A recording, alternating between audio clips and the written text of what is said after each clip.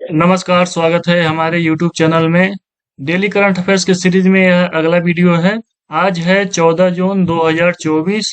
तो आज का जितना भी महत्वपूर्ण करंट अफेयर्स था, मैंने इस वीडियो में उन सभी करंट अफेयर्स को इंक्लूड किया है।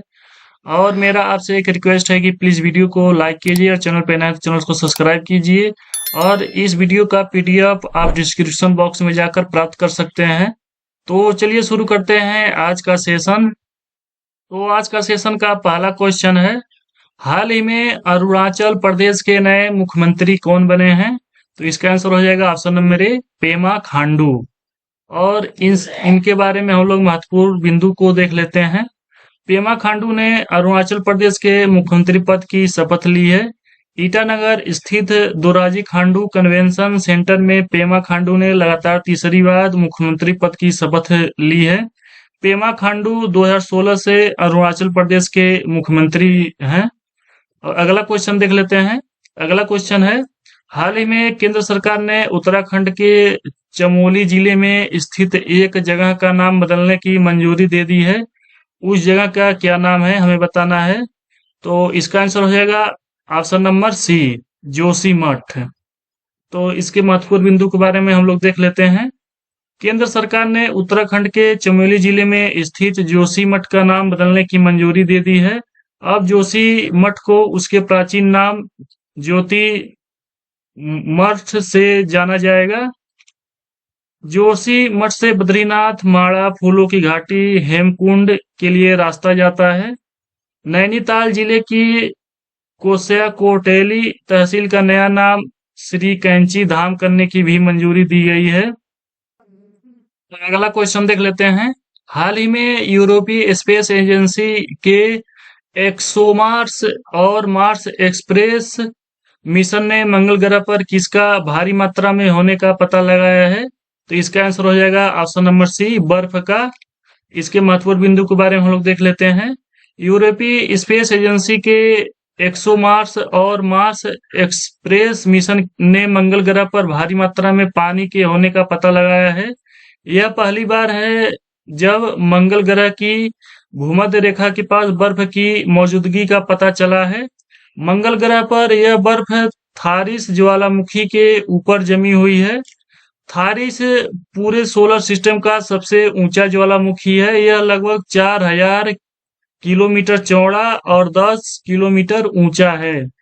इस बर्फ को सबसे पहले ईएसए के एक्सोमार्स ट्रेस गैस आर्बिटर ने देखा था। रिसर्च के मुताबिक बर्फ के ये टुकड़े सूर्योदय के आसपास कुछ घंटे तक मौजूद रहते हैं। उसके बाद सूरज की रोशनी में वेपोराइज हो जाते हैं। करीब 1,50,000 टन बर्फ की मात्रा ठंड के मौसम में वेपोराइज होती है। मंगल ग्रह पर बर्फ की यह मात्रा लगभग 60 ओलंपिक स्विमिंग पूल के बराबर है। 2007 में पहली बार मंगल ग्रह पर पानी की खोज हुई थी। अगला क्वेश्चन है, भारतीय सेना ने कारगिल युद्ध में विजय के 25 वर्ष पूरे होने के उपलक्ष्य में कौन सा अभियान शुरू किया है? तो इसका आंसर हो जाएगा option number D, D5 motorcycle अभियान शुरू किया है। इसके महत्वपूर्ण बिंदु के बारे में हम लोग देख लेते हैं। भारतीय सेना ने कारगिल युद्ध में विजय के 25 वर्ष पूरे होने के उपलक्ष्य में D5 मोटरसाइकिल अभियान शुरू किया है। यह इंपोर्टेंट बिंदु है, इसको आप लोग देख लीजिएगा। अगला क्वेश्चन है, ग्लोबल जेंडर गैप इंडेक्स 2024 में भारत की रैंक कितनी है? तो इसका आंसर हो जाएगा ऑप्शन नंबर डी, 129। इसके महत्वपूर्ण बिंदु के बारे में हम लोग देख लेते हैं। विश्व आर्थिक मंच ने हाल ही में global gender gaps index 2024 report की पेशकश की है। पिछले साल की तुलना में भारत इस साल 2 स्थान नीचे खिसककर 129वें स्थान पर आ गया है। पिछले एक दशक से पहले स्थान पर रहने वाला आइसलैंड ने इस साल भी अपना पहला स्थान बरकरार रखा है। भारत के पड़ोसी देशों की बात करें तो भारत से पहले बांग्लादेश 99, नेपाल 111, श्रीलंका 125 और भूटान 124 का स्थान है। वहीं पाकिस्तान का 145वें स्थान पर है। और अगला क्वेश्चन देख लेते हैं। अगला क्वेश्चन है, हाल ही में निजुत मोइना योजना किस राज्य ने शुरू किया है? तो इसका आंसर हो जाएगा ऑप्शन नंबर बी, असम। तो इसके महत्वपूर्ण बिंदु के बारे में देख लेते हैं। असम सरकार ने बाल विवाह रोकने के लिए निजुत मोइना योजना शुरू किया है। अगला महत्वपूर्ण बिंदु है निजुत मोइना योजना के तहत सरकार अगले 5 वर्षों में कक्षा 11 से लेकर स्नातकोत्तर तक की सभी छात्राओं को मासिक वजीफा देगी, जिसका उद्देश्य बाल विवाह रोकने को है। कक्षा 11 से 11 और 12 में पढ़ने वाली सभी लड़कियों को 1,000 रुपये प्रति माह, डिग्री छात्राओं को 1,250 रुपये और स्नातकोत्तर करने वाली लड़कियों को 2,500 रुपये मिलेगी। इसमें अनुमानित लागत 1,500 करोड़ रुपए और असम के मुख्यमंत्री है हिमंत बिस्वा शर्मा। अगला महत्वपूर्ण करंट अफेयर्स है अंतर्राष्ट्रीय खगोलीय संघ ने मंगल ग्रह पर स्थित एक क्रेटर का नाम किसके नाम पर रखा है? तो इसका आंसर हो जाएगा option number A, professor Devendra Lal. इसके महत्वपूर्ण बिंदु के बारे में हम लोग देख लेते हैं। हाल ही में अंतर्राष्ट्रीय खगोलीय संघ ने मंगल ग्रह पर थारी ज्वालामुखी क्षेत्र के भीतर स्थित 3 नए क्रेटरों को भारत के विज्ञान समुदाय और भारतीय स्थानों के नाम पर रखे हैं। सबसे बड़े क्रेटर का नाम प्रोफेसर देवेंद्र लाल के सम्मान में लाल क्रेटर रखा गया है। वहीं मुरसान क्रेटर का नाम भारत के उत्तर प्रदेश के मुरसान शहर से लिया गया है, जबकि हिल्सा क्रेटर का नाम भारत के बिहार के हिल्सा शहर के नाम पर रखा गया है। अगला महत्वपूर्ण करंट अफेयर्स हम लोग देखते हैं।